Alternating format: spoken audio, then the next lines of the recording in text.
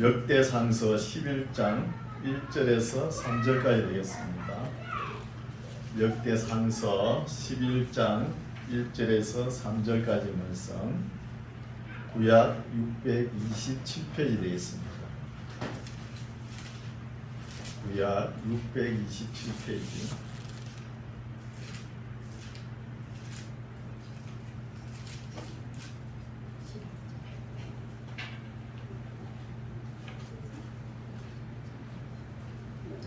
다 찾으셨죠? 제가 봉독에 올립니다. 11장 1절. 온 이스라엘이 헤브론에 모여 다윗을 보고 가로되 우리는 왕의 권력이니이다. 전일 곧 사울이 왕이 되었을 때에도 이스라엘을 거느려 출입하게 한 자가 왕이시었고 왕의 하나님 여호와께서도 왕에게 말씀하시기를 너가 내 백성 이스라엘의 목자가 되며 내 백성 이스라엘의 주권자가 되리라 하셨나이다 하니라. 이에 이스라엘 모든 장로가 헤브론에 이르러 왕에게 나아오니 다윗이 헤브론에서 여호와 앞에서 저희와 언약을 세우매 저희가 다윗에게 기름을 부어 이스라엘 왕을 삼으니 여호와께서 사무엘로 전하신 말씀대로 되었더라. 아멘. 그 뒤에 좀 조용히 좀 시켜요. 할렐루야. 반갑습니다. 더우신데 잘 지내셨죠? 네. 더위도 우리가 이겨낼 수 있도록 하나님께서 도와주실 줄 믿습니다. 오늘도 귀한 말씀을 우리의 양심에 잘 심으시기 바랍니다. 오늘 말씀은 우리 교회는 창세기부터 계시록까지 설교를 다 하죠. 다 하다 보니까 이 역대상서 같은 경우에는 족보 이야기가 나오고 상당히 사람들의 이름이 많이 나오고 어려워요. 이 설교가 아니고 공부를 한다 그러면은 이렇게 쭉 짚어가지고 하면은 괜찮을 텐데 설교를 해야 되니까 상당히 어려운 점이 있습니다. 우리 이런 사람들을 읽어봐도 잘 몰라요. 잘 모르고 또 족보 이런 거는 유대인들이 더 관심이 있죠. 우리하고는 좀 상관이 없죠. 그래서 지난 주일에는 4장 10절까지 읽었죠. 4장 11절로 돌아갑니다. 4장 11절로 오늘은 설교를 좀 광대하게 좀 범위가 넓게 진도가 많이 나갑니다. 그래서 제가 간략한 거 읽어 드릴 테니까 무엇이 잘못됐는가 이런 거 오해되는 부분 또 실수가 적힌 부분을 제가 말씀을 드리면서 진도를 나가겠습니다. 4장 11절에 보면은 여기서는 네이 지파 이야기를 하는 거예요. 네이 지파하고 요단강 동편 이야기를 합니다. 네이 지파와 하나님께 예배드릴 때 찬송을 올리는 찬송가, 찬송 대원들을 이야기하는 거예요. 11절부터는 쭉 나옵니다. 넘어갑시다. 이런 분들 우리가 읽어봐도 우리 피부에 잘 안 닿아요. 잘 안 닿고 또 우리에게 기억 속에 잘 남는 것도 없습니다. 넘어갑니다. 5장을 보겠습니다. 5장에 보면은 1절 이스라엘 장자 르우벤의 아들들은 이러하니라. 르우벤은 장자라도 그 아비의 침상을 더럽게 하였으므로 장자의 명분이 이스라엘의 아들 요셉의 자손에게로 돌아갔으나 족보에는 장자의 명분대로 기록할 것이 아닙니다. 이 말씀은 뭐냐면 우리가 야곱의 아들들을 보면은 12지파가 나죠. 그게 보면은 장자는 르우벤입니다. 혈통으로 보면은. 근데 장자의 명분을 누가 받아가죠? 요셉이 받아가죠. 요셉의 두 아들 므낫세와 에브라임이죠. 그리고 또 야곱이 또 축복할 때 요셉의 아들들 축복할 때 므낫세 혈통을 통해 가지고 장자니까 내려가야 되는데 손을 거꾸로 얹죠. 거꾸로 얹어 가지고 에브라임에게 또 축복을 빌어줍니다. 야곱이 이런 걸 볼 때 실제는 또 보면은 유다 지파로 통해 가지고 하나님의 나라 혈통이 내려가는 거예요. 그런 것을 알 수 있죠. 근데 보면은 이 장자의 명분은 항상 아버지가 가지고 있는 재산 모든 것 두 몫을 줍니다. 두 몫을 주죠. 두 몫을 주는데 실제로 또 유다 지파로 내려가면서 또 왕권은 또 어느 지파가 제일 먼저 되죠? 베냐민 지파가 되는 거예요. 베냐민 지파. 이 베냐민 지파가 왕으로 등극하죠. 사울 왕이 등극합니다. 그래서 왕을 세우는 것을 보면은 하나님의 뜻은 어디에 있냐 하면은 항상 약한 자를 북돋아 가지고 세우는 이런 역할을 하는 거예요. 하나님 심정은. 근데 베냐민 지파가 너무 약했죠. 유다 지파 옆에 있어가지고 그 여부수 족속도 내보내지 못하고 그 연약합니다. 연약한 가운데 있지만 하나님께서 들어 쓰시는 거예요. 왕을 세웁니다. 왕을 세워난 뒤에 타락을 하죠. 사사기 시대 보면은 그 레위 지파 사람들이 첩을 하나 뒀는데 그 첩이 친정에 가서 안 돌아오니까 이 레인이 또 데리러 가는 거예요.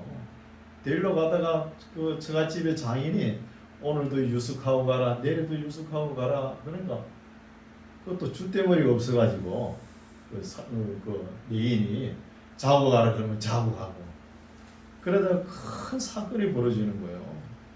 그 첩되는 사람이 이제 출발하려고 길을 떠나려고 나서 보니까 여간에서 나서 보니까 죽어 있는 거예요. 그 베냐민 지파들이 온갖 나쁜 행동을 해버린 거예요. 그래서 이 레인이 자기 첩을 갖다가 시체를 12동아리로 나눠가지고 각 12지파에 다 보내는 거예요. 그래서 베냐민 지파 외에 11지파가 다 나서가지고 이 베냐민 지파를 완전히 없애버리려고 하지 않았습니까? 이런 역사를 우리가 읽어와서 압니다.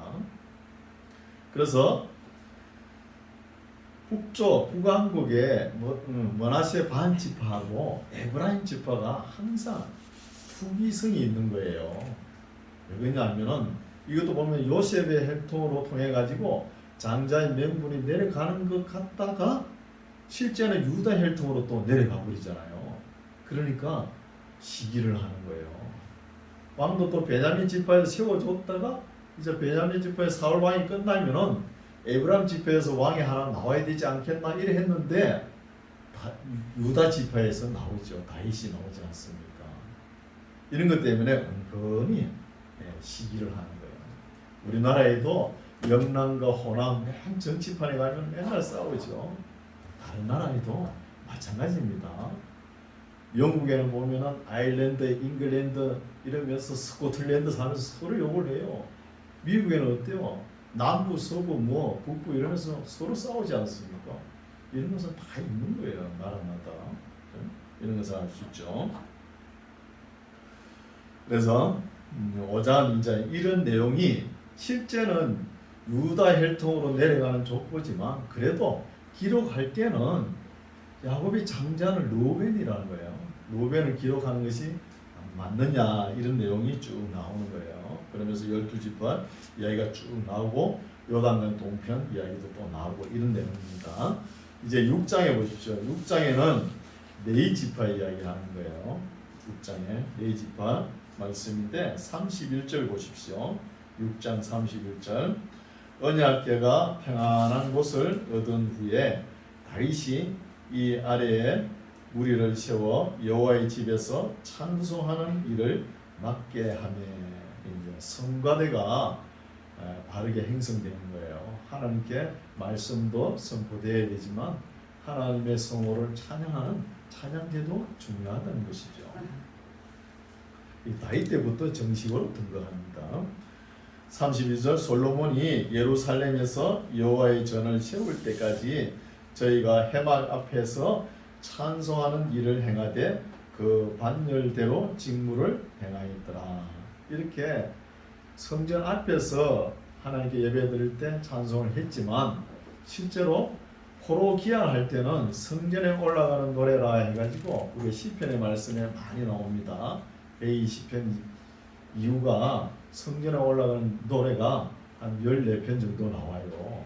이런 걸 볼 때 그 찬송을 성전에 올라가면서도 불렀다는 거예요. 꼭 그 성전 앞에서만 예배 드릴 때만 부른 것이 아니고, 그렇죠? 그런 것을 볼 수 있습니다. 54절 보십시오. 54절. 54절은 레위 사람들이 어떤 곳에 사는가, 이런 정착지에 대해서 이야기합니다. 저희의 거한 곳은 사방 지경 안에 있으니 그의 향기는 아래와 같으니라. 아론 자손 곧 그핫 족속이 먼저 제비를 뽑았다. 이런 내용으로 쭉 되죠. 레위의 아들이 세 사람이죠.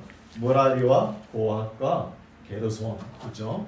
이 세 사람이죠. 예. 이 세 아들을 통해서 레위 지파에서 하는 일들이 뭐냐? 이스라엘 백성들의 신앙 생활을 지도하는 것이죠. 이게 중요하죠. 신앙 생활을 지도하고, 그러면 어떤 분깃에서 생활을 하느냐? 12지파에서 한 지파에서 네 성읍을 주는 거예요. 네 성읍 안에서 레위인들이 생활하면서 하나님께 제사를 올렸다는 것입니다. 이런 내용입니다. 이렇게 하나님께 예배는 드렸지만 예배가 계속 진행되도록, 잘 진행되도록 이것을 잘 못했다는 거예요. 왜냐? 레위인들을 교육을 잘못 시킨 거예요. 그렇기 때문에 역사가 어려워지는 것이죠. 네, 이런 내용이고, 이제 7장을 보겠습니다. 7장에도 7장 20절 보십시오. 7장 20절을 보면 에브라임 자손에 대해서 나오는 거예요. 에브라임 자손은 그 요셉의 장자 두 분깃을 나눠 가지고 준 아들들이죠. 첫째는 므낫세고죠. 둘째는 에브라임. 실제 축복은 에브라임에게 많이 주죠. 에브라임의 아들은 수델라요. 그 아들은 베레시요. 그 아들은 다시요. 그 아들은 엘라다요. 그 아들은 다시요 하면서 27절 보십시오. 27절. 7장 27절. 그 아들은 눈이요. 그 아들은 요수아더라. 그 잘하는 요수아는 에브라임 지파 사람입니다. 에브라임 지파. 이 정도는 우리가 알고 있어야 되죠. 그리고 8장에는 이제 사울 왕을 소개하는 거예요. 베냐민 지파에서 왕이 나왔죠. 베냐민 지파에서 사울 왕을 이제 소개합니다. 40절 보십시오. 8장 40절. 울람의 아들은 다 큰 용사요 활을 잘 쏘는 자라. 아들과 손자가 많아 모두 150인이었더라. 베냐민의 자손들은 이러하였더라 하는 거예요. 그래서 지금 사울 왕가의 몰락까지, 아담수부터 사울 왕가의 몰락까지 역사의 필름을 돌려보는 거예요. 에스라 기록했다 그러면 왜 돌려봅니까? 지금 포로기한 해가지고 나라를 바로 세워보겠다는 거 아닙니까? 세워보겠는데, 세워보려면 지난 역사를 알아야 우리가 어떤 때 잘했고 어떤 때 못한 거 나오지 않습니까? 여기는 모든 것이 다윗과 솔로몬의 초점을 맞추는 거예요. 역대상에서는. 그래서 지금 역사가 아담수부터 사울 왕가의 몰락까지 왔다는 거예요. 빨리 진행이 되죠. 이제 9장에 봅시다. 9장. 온 이스라엘이 그 보게대로 계수되고 이스라엘 열왕기에 기록되니라. 유다가 범죄함을 인하여 바벨론으로 사로잡혀 갔더니 먼저 그 본성으로 돌아와서 그 기업에 거한 자는 이스라엘 제사장들과 레위 사람과 느드님 사람들이라. 유다 자손과 베냐민 자손과 에브라임과 므낫세 자손 중에서 예루살렘에 거한 자는, 이렇게 나오죠. 이건 뭔 이야기냐면은 포로 기한하면서 1차, 2차, 3차의 포로 기한하는 동안에 거기에 유다 자손, 남쪽 유다, 베냐민 지파의 사람들만 돌아왔다는 게 아니에요. 아니고 북왕국 사람, 에브라임 지파와 므낫세 지파의 사람들도 돌아왔다는 거예요. 돌아와가지고 하나님의 성전을 짓는 일에 헌신과 봉사를 했다는 거예요. 왜 이렇게 할까요? 그래도 자기네들은 은근히 자기네들이 지분이 있지 않습니까? 요셉의 장자의 직분 있잖아요. 그런 것을 많이 마음에 두고 이렇게 돌아와서 하나님 성전 짓는 일에도 같이 힘을 합치는 거예요. 그래서 권력이나 모든 정치에는 열심이 있다는 거예요. 자기네들도 정권을 한번 잡아보려고 이런 내막이 깃들이 있다는 것입니다. 기득권은 거죠. 이런 내용이 쭉 나오는 거예요. 10장으로 넘어가 보겠습니다. 10장. 진도가 빨리 지나가죠. 이걸 읽어도 잘 몰라요. 이런 내용을. 10장 보겠습니다. 10장은 이제 사울 왕이 어떻게 망했느냐, 사울 왕이 죽는 이야기를 하는 거예요. 10장 1절 블레셋 사람과 이스라엘이 싸우더니 이스라엘 사람들이 블레셋 사람 앞에서 도망하다가 길보아 산에서 죽임을 받고 엎드러지니라. 블레셋 사람이 사울과 그 아들들을 추격하여 사울의 아들 요나단과 아비나답과 말기수아를 죽였다는 것이죠. 그러니까 사부자가 하루아침에 죽죠. 아들 3명과. 그래서 이 사울 왕이 길보아 산 전투에서 죽음을 맞이하는 거예요. 블레셋 군대에 의해서. 그래서 블레셋 군대가 이 사울 왕을 죽여가지고 사울 왕 머리를 가다가 벳산 성벽에 박아놓는 거예요. 그것을 요단강 동편에 길라 사람들이 와서 장사를 지내주는 거예요. 사울 왕이 한때 길라 사람들에게 은혜를 베풀었거든요. 그걸 못 잊어가지고 사울 왕 시신을 추스려가지고 그게 가장을 하고 일주일 동안 금식하고 이런 내용이 뒤에 쭉 나옵니다. 이제 11장 오늘 본문이죠. 앞에 이야기는 전부 다 그죠? 이 11장 이야기를 하려고 쭉 이야기를 끌어오는 거예요. 11장 중요하죠. 온 이스라엘이 헤브론에 모여 다윗을 보고 가로되 우리는 왕의 권류이니이다. 저번에 곧 사울이 왕이 되었을 때에도 이스라엘을 거느려 출입하게 한 자가 왕이시었고 왕의 하나님 여호와께서도 왕에게 말씀하시기를 내가 내 백성 이스라엘 목자가 되며 내 백성 이스라엘의 주권자가 되리라 하셨나이다 하니라. 이에 이스라엘 모든 장로가 헤브론에 이르러 왕에게 나오니 다윗이 헤브론에서 여호와 앞에서 저희와 언약을 세우매 저희가 다윗에게 기름을 부어 이스라엘 왕을 삼으니 여호와께서 사무엘로 전하신 말씀대로 되었더라. 근데 여기서 역대상에서 기자가 뭘 이야기를 하고 싶은가? 목적이 깔려 있다는 거예요. 목적이 뭐겠어요? 지금 바벨론에서 70년 징역 살다 와가지고 이 나라에 돌아왔는데 항구지가 되었잖아요. 기껏 해봤자 스룹바벨 성전 하나 서 있는 거예요. 에스라가 기록했다 그러면. 그래서 에스라가 지난 과거 역사를 필름을 돌려보니까 다윗과 솔로몬 시대가 제일 그래도 나라가 부강하고 다윗이 뭐 실수도 있지만 잘한 건 잘했잖아요. 솔로몬도 처음에는 잘했죠. 나중에 일천여인에 의해가지고 다르겠지만 잘한 건 잘했잖아요. 그 잘한 것을 이야기하고 싶은 거예요.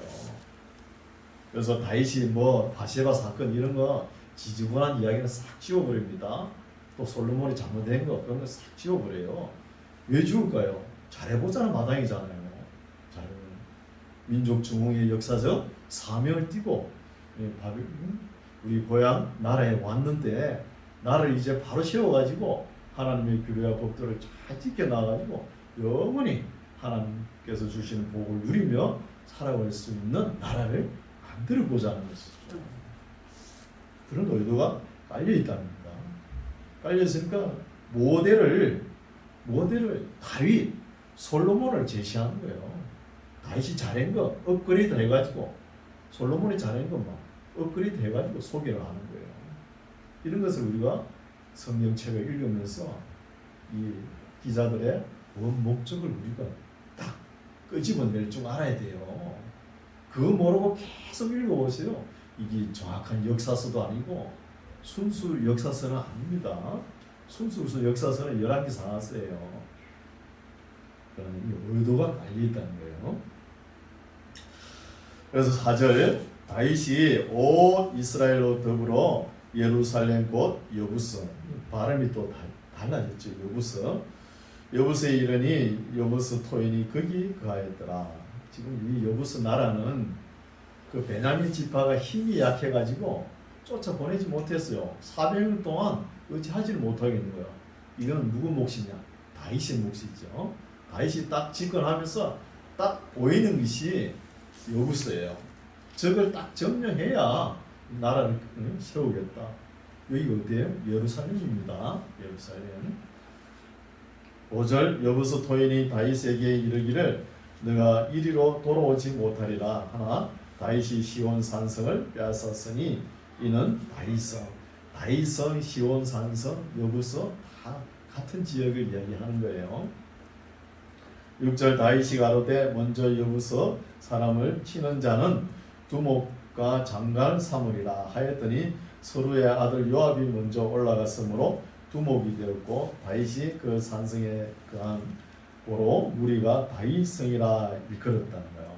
다윗이 지금 누가 병사들 중에 실력 본위로 인물을 선택하죠. 그래서 요압이 이 여부스 성을 점령하니까 요압이 군대 장관이 되는 거예요. 요압 장군이.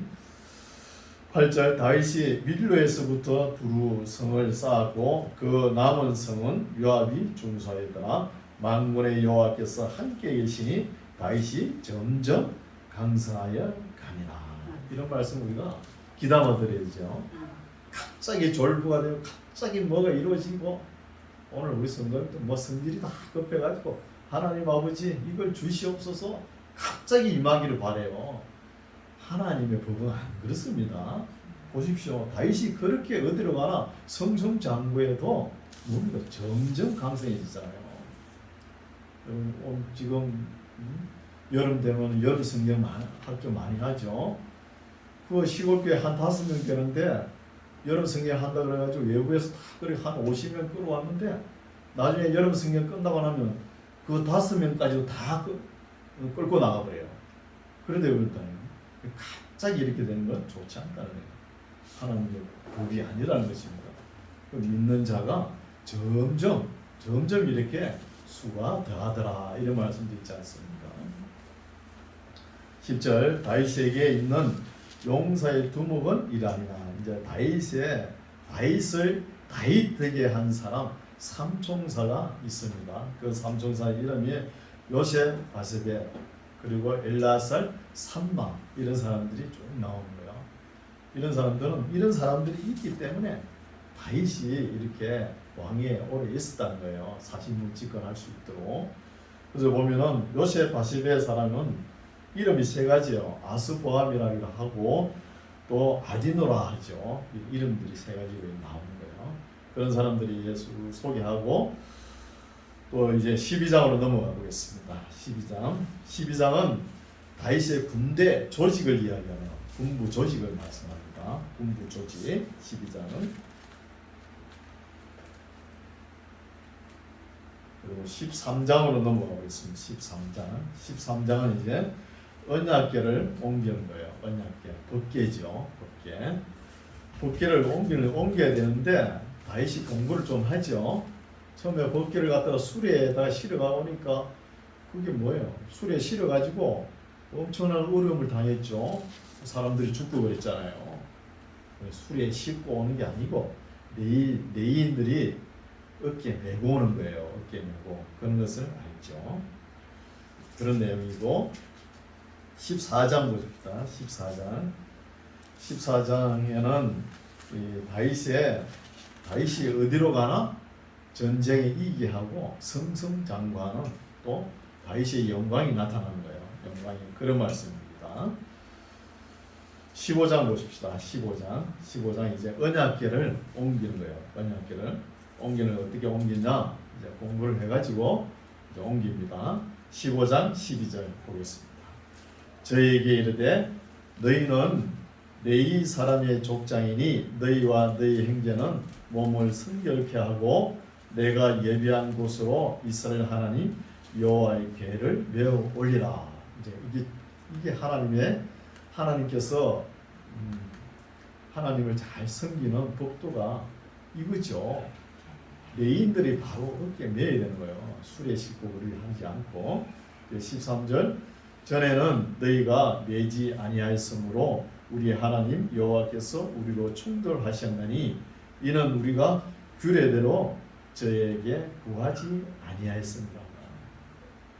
우리가 아무리 사람들이 지혜와 명철이 있다고 해서 오늘날 많은 신학자 많이 나오죠. 또 철학자, 또 지식인들 지식이 있다 해도 하나님의 규례와 법도를 따라서 행해야지 자기가 조금 아는 거 가지고 이렇게 편법을 써가지고 그렇게 하면 안 된다는 거예요. 하나님 법궤를 옮길 때 어떻게 옮겨라 이렇게 기록되어 있잖아요. 그걸 무시해버리면 안 된다는 거예요. 예배를 드릴 때 그렇죠? 이 절차에 따라가지고 예배도 드릴 줄 알아야 됩니다. 그렇죠?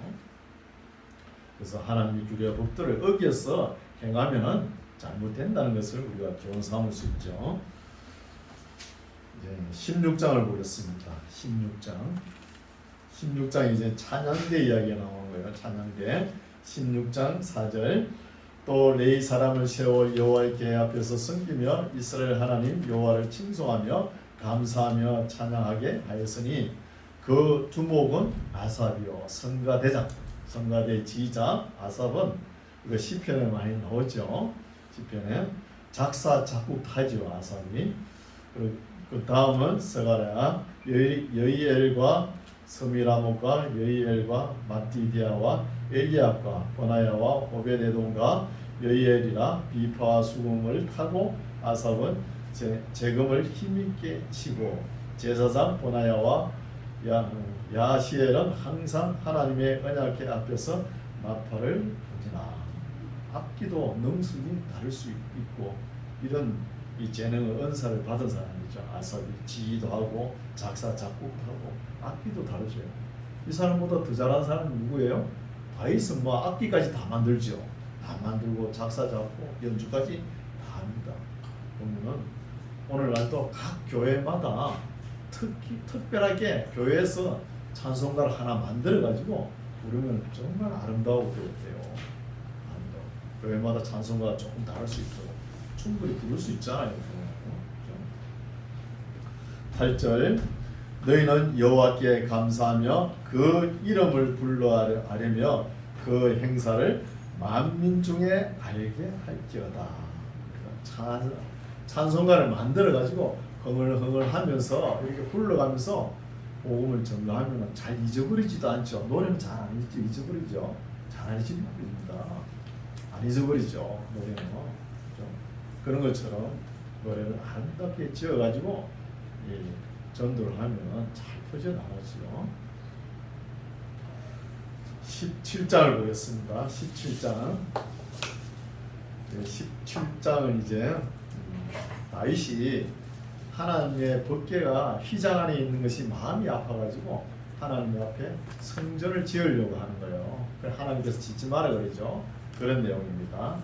읽어볼게요. 17장 1절 다윗이 그 궁실에 거할 때에 선지자 나단에게 이르되 나는 벽향 목궁에 거하거늘 여호와의 언약궤는 휘장 밑에 있도다. 다윗이 기본 양심을 잊죠. 그래도 나단이 다윗에게 고하되 하나님이 왕과 함께 계시니 무려 마음에 있는 바를 행하소서. 이건 다 나단 선지자의 개인적인 소견이죠. 지금 다윗 보고 지금 왕은 왕이라는 거예요. 무엇이든지 할 수 있습니다. 하시오 이런 이야기예요. 그 밤에 하나님의 말씀이 나단에게 임하여 가라사대 가서 내 종 다윗에게 말하기를 여호와의 말씀이 너는 나의 거할 집을 건축하지 말라. 우리가 하나님 앞에 이것 하고 싶고 저것 하고 싶고 하는 것을 해가지고 하나님께 영광 많이 돌려드리고 싶죠. 그런 마음이 다 있습니다. 그렇다고 목적이 좋다고 다 하면 안 된다는 거예요. 다윗은 지금 어때요? 자기가 왕이니까 모든 것을 할 수가 있는 거예요.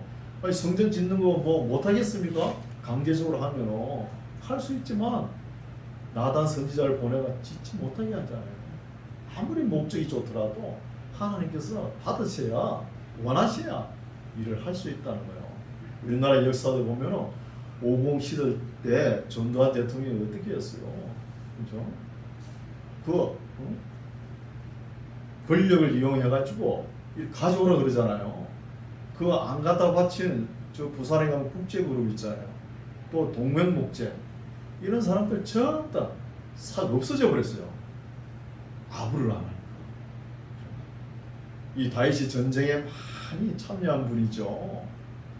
그리고 손에 피를 묻힌 사람인데 가져오라 그러면 안 가져오겠습니까? 그리고 억지로 가져와가지고 하나님의 성전 짓는 거 하나님 기뻐하지 않는다는 것이, 이런 것도 알아야 돼요.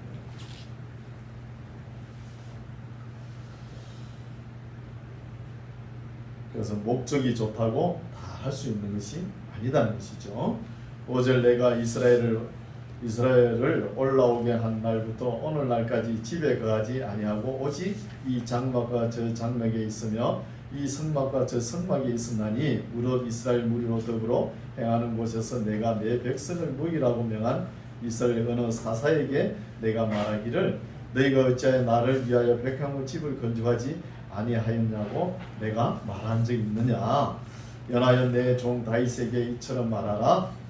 만군의 여호와께서 이처럼 말씀하시기를 내가 너를 목장 곧 양을 따르는 데서 취하여 내 백성 이스라엘의 주권자라 삼고 내가 어디로 가든지 내가 너와 함께 있어 내 모든 대적을 내 앞에서 멸하였은저 세상에서 존귀한 자의 이름 같은 이름을 내게 만들어 주리라. 내가 또 내 백성 이스라엘을 위하여 한 곳을 정하여 저희를 신고 저희로 자기 곳에 거하여 다시는 옮기지 않게 하여 악한 유로 전과 같이 저희를 행하지 못하게 하여 전에 내가 사사를 명하여 내 백성 이스라엘을 다스린 때와 같지 않게 하고 또 너 모든 대적으로 너게 복종하게 하리라. 또 너게 이르노니 여호와가 너를 위하여 집을 세울지라고요. 하나님께서 다윗이 하는 행동을 보니까 너무 마음에 들죠. 그래도 하나님을 생각하는 마음이 있다는 거예요. 자기는 그 대궐 같은 궁궐에 가면서 하나님의 법궤가 휘장 안에 있는 거 마음이 안 되고 지어주려고 하잖아요. 그 마음이 이뻐가지고 하나님께서 이제는 내가 너를 위해 집을 지어주겠다는 거예요. 이 집이 뭐예요? 다윗의 혈통으로 우리 예수님까지 내려오는 그런 영원한 집이잖아요. 그런 것을 알 수 있죠.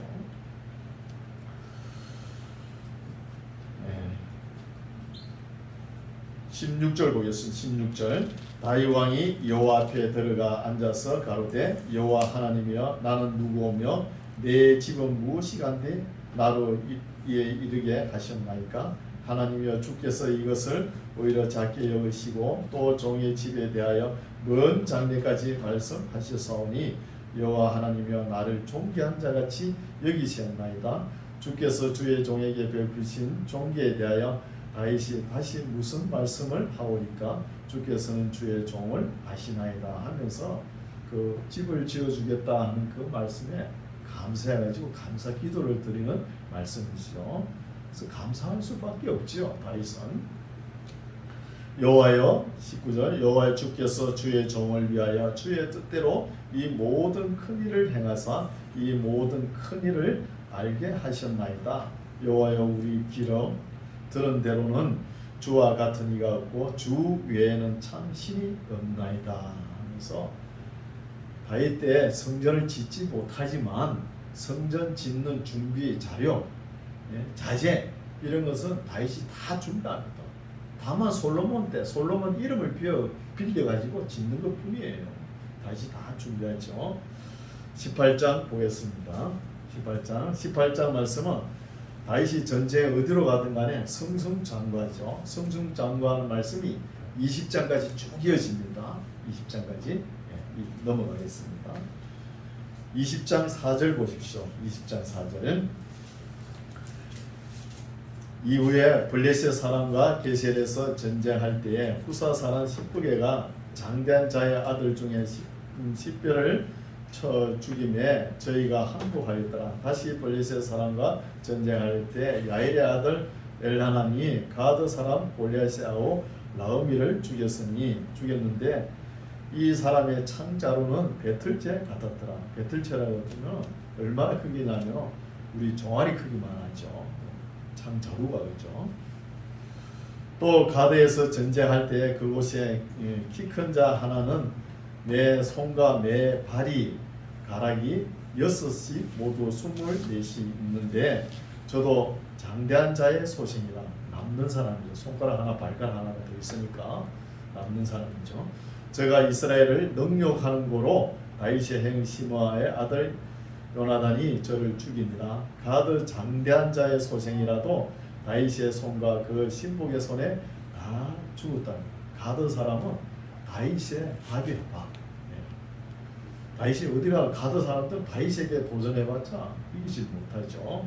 이제 21장은 이렇게 성성장구하고 이래 됐으면 다윗이 더 하나님 말씀에 엎드려 가지고 이렇게 좀 생각하고 행동하고 했어야 되는데 다윗이 실수가 나오는 거예요. 어떤 실수냐? 인구조사입니다. 21절 사탄 이야기가 나오죠. 사탄이 일어나 이스라엘을 대적하고 다윗을 격동하여 이스라엘을 계수하게 하니라. 인구조사죠. 다윗이 요압과 백성의 두목에게 이르되 너희는 가서 브엘세바에서부터 단까지 이스라엘을 계수하고 돌아와서 내게 고하여 그 수요를 알게 하라. 다윗이 왜 인구조사를 하고 싶었을까요? 내가 자기를 나타내는 거예요. 내가 이 나라를 지금까지 이끌어왔는데 이 나라 사람이 얼마나 될까 하는 것은 자기 자랑을 해보고 싶은 거예요. 나라가 이만큼 부강됐으니까 자기 자신을 하나님께서 그런 거 용서 못하죠.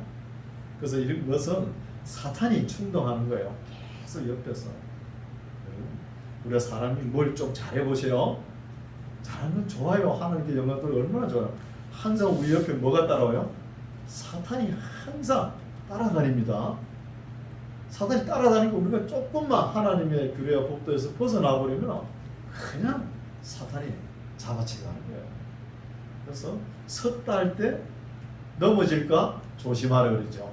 성경에 조심해야 되는 거죠. 그래서 하나님의 진노를 못 면하죠. 그래서 벌 3가지를 내리는 거예요. 다윗에게 보겠습니다. 9절 보십시오. 9절. 21장 9절. 여호와께서 다윗의 선견자 갓에게 이르시되 너는 가서 다윗에게 말하여 이르기를 여호와의 말씀이 내가 너에게 3가지를 보이노니 그 중에서 하나를 택하라. 내가 그것을 너에게 행하리라 하셨다라. 갓이 다윗에게 나아가 고하되 여호와의 말씀이 너는 다윗 보고 너는 마음대로 택하라. 단 3가지 중에서 택하라는 것이죠. 12절 혹 3년 기근 한 가지 나오죠. 혹 내가 석 달을 대적에게 패하여 2가지 대적의 칼에 쫓길 것이 쫓길 잊을지 혹 여호와의 칼 곧 온영이 사흘 동안 이 땅에 유행하며 3가지가 뭐죠? 3년 기간 또 석 달 동안 대적에게 패하여 칼을 피해 도망갈 것인지 또 하나는 3일 동안 온역이 내린 것. 이 3개 중에 하나를 선택하라 그러죠. 선택하는데 뭘 제일 짧은 걸 선택하는 거예요. 다윗이 다 부담되는 것이죠. 부담되죠. 이스라엘은 온 지경을 멸할 일일진데 하셨나니 내가 무슨 말로 나를 보내신 이에게 대답할 것을 결정하라는 거예요. 선지자가 결정하라. 그래서 다윗이 제일 짧은 거 3일 동안 온역 열병을 택하는 거예요. 이 열병을 택하는 바람에 이스라엘 백성은 7만 명이 죽습니다. 7만 명.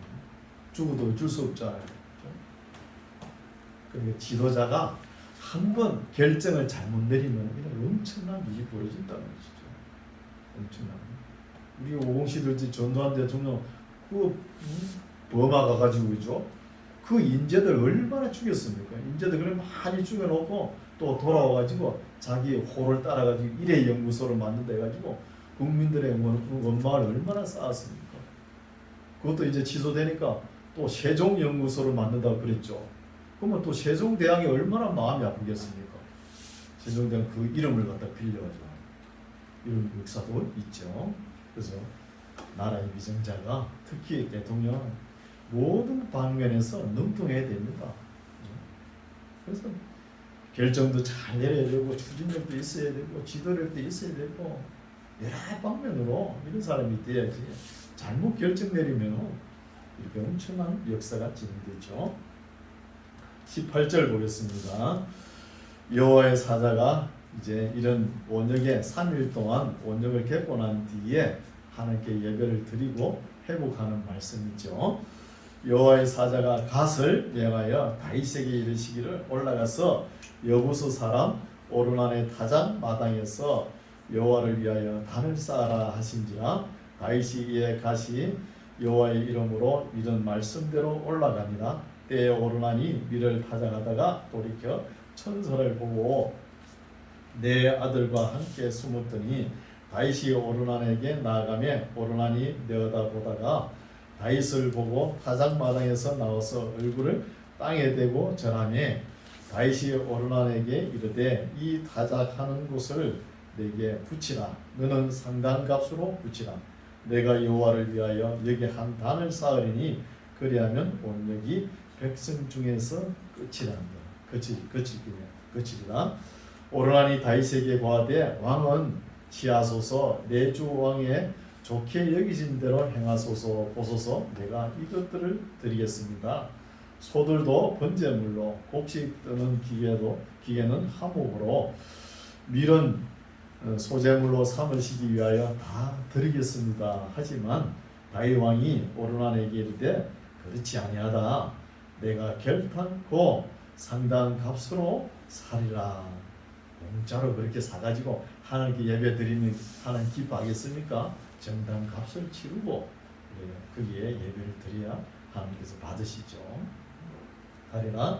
내가 여호와께 드리려고 내 물건을 취하지 아니하겠고 값없이 번제를 드리지도 아니하리라 하고 그 기지 값으로 금 600세겔을 달아 오르난에게 주는 거예요. 다른 성경에 보면은 이 오르난 단어가 아라우나라고 표현되기도 해요.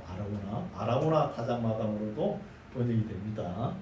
그래서 여기서 볼 때 보면은 이 장소가 오르난 타작마당 이 장소가 어떤 곳이냐 하면은 예루살렘 성전 장소거든요. 근데 보면은 이게 솔로몬 성전 터가 되는 거예요. 나중에 솔로몬 성전 터가 되고 또 이삭이 제물로 바친 곳이죠. 이삭을 아브라함이 100세에 얻은 아들을 브엘세바에서 그죠? 여기까지 3일 길인데 여기까지 끌고 와가지고 그러니까 이삭의 아버지가 데리고 가니까 아버지한테 묻죠. 아브라함에게 아버지 불과 그죠? 나무는 있는데 제물은 왜 없습니까? 묻잖아요. 그러니까 이 아브라함이 얼마나 마음이 아프겠어요. 속으로 네가 제물이라고 했잖아요. 그래서 이삭을 갖다가 나무 위에 올려놓고 칼을 들고 잡으려니까 하나님께서 그만두라 그러죠. 이런 말씀이죠. 이런 장소가 여기라는 거예요. 그럼 지금은 누가 차지하냐? 오마라 성전이 여기에 들어있어요. 이슬람이 차지하고 있습니다. 이 오마라 성전이 무너지는 날이 언젠가는 올 거거든요. 지금 유대인들이 이걸 다 준비하고 있어요. 무너지는 날에는 이방인 선교는 끝이 나는 거예요. 이방인 선교 그때는 이런 역사가 아마 진행될 것입니다. 26절 다윗이 거기서 여호와를 위하여 단을 쌓고 번제와 한목제를 드려 여호와께 아뢰었더니 여호와께서 하늘에서부터 번제단 위에 불을 내려 응답하시고 사자를 명하시며 저가 칼을 집에 꽂았더라. 이때에 다윗이 여호와께서 여부수 사람 오르난 타작마당에서 응답하심을 보고 거기서 제사를 드렸으니 옛적에 모세가 광야에서 지은 여호와의 장막과 번제단이 그때에 기브온 산당에 있으나 다윗이 여호와의 사자의 칼을 두려워하여 감히 그 앞에 가서 하나님께 묻지 못하였다는 하나님을 두려워하는 말씀이죠. 이때 이 성전은 솔로몬 시대에 지어가지고 언제 무너집니까? BC 586년 그죠? 그때 무너지는 거예요. 그때까지 성전이 진행됩니다. 무너지고 난 뒤에 1차 포로기한 BC 589죠. 536년에 1차 포로기한 스룹바벨과 대제사장 요수아가 와가지고 스룹바벨 성전이 또 다시 재건되는 거예요. 이런 역사를 읽어와가지고 다 알 수 있죠. 네, 오늘 말씀은 여기까지입니다. 그래서 우리가 교훈 받을 게 무엇이냐, 이게 중요하죠. 자, 하나님께서는 지금 에스라가 이 역대 상하서를 기록했다 그러면 민족 중흥의 역사적 사명을 띠고 이 땅에 왔죠. 고향 땅에 와가지고 나라를 어떻게 세울 것인가, 역사적 필름을 아담서부터 어디까지 돌려봅니까? 첫 시간에 말씀드렸죠. 고레스 칙령까지 돌려보는 거예요. 고레스 칙령이 BC 539년이잖아요. 539년까지 이 역사의 필름을 싹 돌려보면서 어느 때 잘했느냐 보니까 다윗과 솔로몬 시대거든요. 그러면 다윗이 뭘 잘못했느냐, 잘했느냐, 잘못된 거는 뭐 여기 기록을 잘 많이 안 해놨지만 그거는 열왕기 상하서에 보면 나오잖아요. 그래서 우리가 배울 것은 뭐냐, 다윗이 하나님 앞에 정직했다는 거예요. 정직해요. 솔로몬은 어땠어요? 처음에 기본 산당에서 하나님께 기도할 때 듣는 마음, 랩을 삼아 그 기도가 하나님 마음에 들어가지고 너 구하는 거 외에 모든 영광 다 주겠다고 그랬잖아요. 거기에 초점 맞추는 거예요. 오늘날 우리 시대는 IT, BT, 과학, 문화, 세상 갑옷이 얼마나 좋아요. 이렇게 많이 발달되고 누리는 거 좋습니다. 누리는 거 좋은데 좋은 것만큼 또 어두운 면이 있다는 거예요. 어두운 면이 뭐냐? 하나님의 말씀이 흐르지 않으면 이거 어느 순간에 다 무너지는 거예요. 다윗과 솔로몬 성전이 하나님의 말씀을 지키지 않고 이방 신을 받아들이니까 다 무너졌잖아요. 이런 걸 배워야 되는 거예요. 이런 것을. 세상에 심취되어가지고 문화에 심취되어가지고 하나님의 말씀을 점점 집어던지는 시대잖아요. 이러지 말라는 거예요. 이런 걸 배워야 되는 거예요. 우리가. 오늘은 율법을 조금만 이야기하면 율법주의자라고 그러고, 율법주의자는 괜찮죠. 율법 지키려고. 율법 폐기론자가 더 문제죠. 집어 던져버리니까. 신약만 내세우고. 아닙니다. 다 알아야 되는 거예요. 구약을 모르면 하나님을 몰라요. 신약은 예수님에 대해서 많이 말씀하시잖아요. 하나님도 알고 예수님도 알고 또 누구를 알아요? 성령님도 알아야 되잖아요. 삼위일체 하나님을 알아야 되죠. 그래서 이런 교훈을 우리가 잘 받아들이고 신앙생활 하시기 바랍니다. 기도하겠습니다. 하나님 아버지, 하나님의 사랑 다윗이 비록 이런저런 실수가 있었지만 얼마나 아름답게 하나님의 백성을 섬겼는지 우리에게 보여주시고 또 나라를 새롭게 하려고 돌아온 귀한 공동체가 다윗과 솔로몬 시대의 영광스러운 나라로 회복하게 하려는 정성을 살펴보고 있습니다. 하나님 아버지, 우리도 우리 교회가 하나님의 말씀을 살펴서 어떠한 모습으로 하나님 앞에 바로 설 것인지 잘 배우는 기회가 되게 하옵소서. 예수님 이름으로 감사드리고 기도드립니다. 아멘.